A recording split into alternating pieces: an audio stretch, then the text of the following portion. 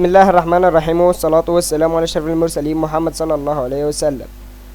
اليوم أحبابي الكرام سوف نتطرق مع بعضنا البعض إلى طريقة وضع كلمة سر لملف أو صور أو فيديوهات خاصة لك أحبابي الكرام.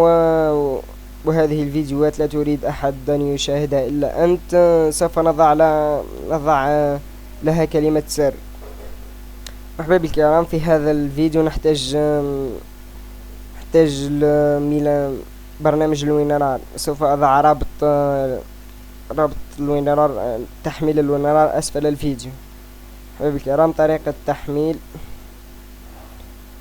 تحميل سوف أضع الرابط أسفل الفيديو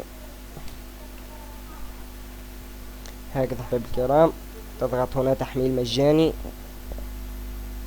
هكذا، ثم تنتظر 15 ثانية أو 10 ثواني. أنا لست روبوت. تنتظر هكذا أحبابي الكرام، هكذا.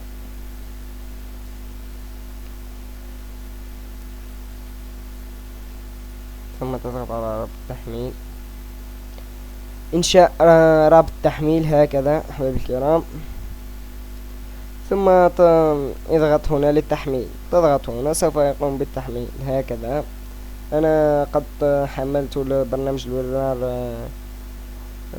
فيما سبق، لذا لن أحمله هذه المرة. إلغاء أحبابي الكرام هكذا. نذهب إلى الشرح.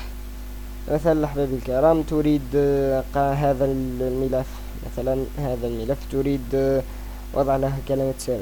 تذهب إلى هنا، تذهب إلى Add to Archive، تضغط عليها، تذهب إلى الخانة الثانية هذه، تضغط على Set Password هكذا، تختار كلمة السر الذي تريدها. مثلا أنا سوف أضغط على موح هكذا، ثم تختار تضع علامة صح على الخانة الثانية هذه، ثم تضغط OK أحبابي الكرام، ثم تعد ضغط OK.